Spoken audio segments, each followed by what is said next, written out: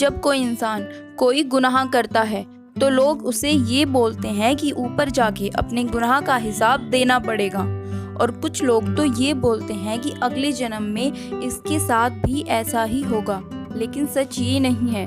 सच तो ये है कि अगर हम कोई गुनाह या गलती करते हैं तो इसी जन्म में, इसी दुनिया में उस गुनाह की सज़ा हमें मिलेगी।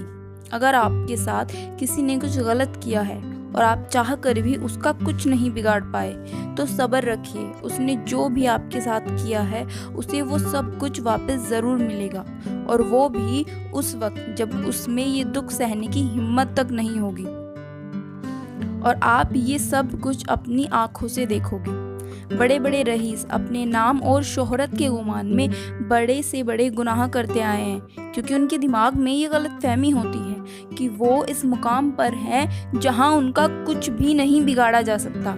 लेकिन इतिहास गवाह है, अपने इन गुनाह की सज़ा में वो लोग सड़क पर आए हैं। माफ़ी चाहूँगी, मैं नाम नहीं ले सकती, लेकिन हाल ही में एक ऐसी महान हस्ती है जो एक ऊंचे मुकाम पर है और अपनी इस शोहरत के गुमान में लाइफ टाइम केवल गुनाह ही करते आए हैं।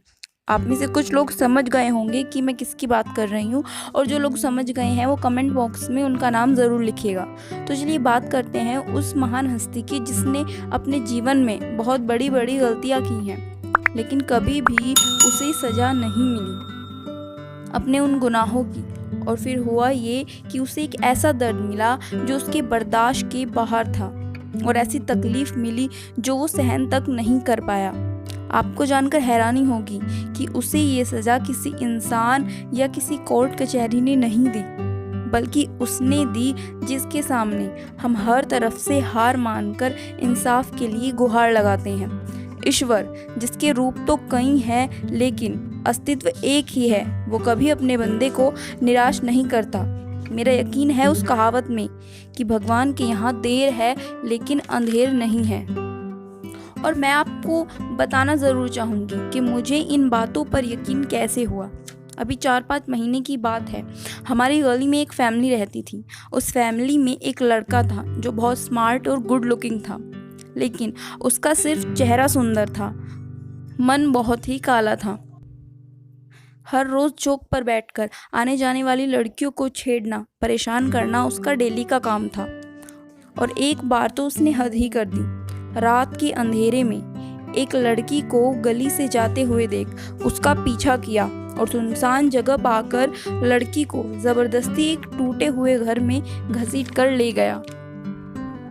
और वहाँ उस लड़की की इज्जत के साथ खेलने से पहले उसने एक बार भी नहीं सोचा। वो लड़की उन फटे कपड़ों में हिम्मत जुटा के अपने घर गई।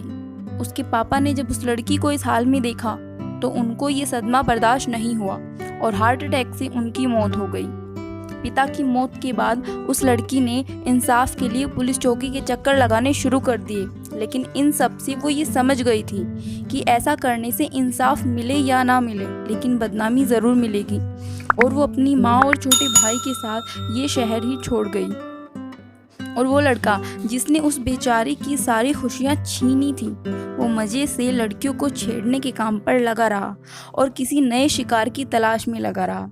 लेकिन अब वक्त आ गया था उस लड़के को उसके गुनाहों की सज़ा मिलने का, क्योंकि उसके पाप का घड़ा अब भर चुका था। उसकी छोटी बहन, जो चांद की तरह खूबसूरत थी, एक लड़के से प्यार करने लगी।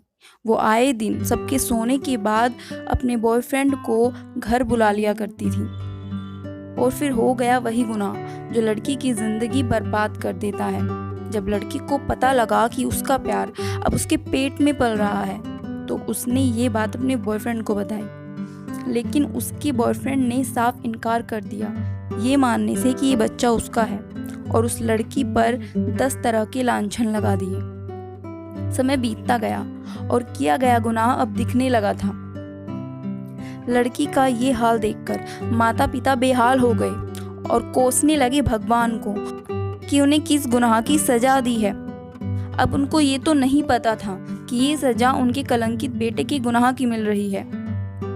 और बेचारे वो माँ बाप, उन्होंने पहले तो अपनी बेटी को जहर दिया और फिर खुद भी खा लिया। जब बेटे को ये सब कुछ पता लगा तब तक सब कुछ खत्म हो गया था। और इस तरह उस लड़के को अपने हर गुनाह की सज़ा मिल गई। तो ये होता है गलत काम का नतीजा। हम जो बोते हैं वही काटते भी हैं।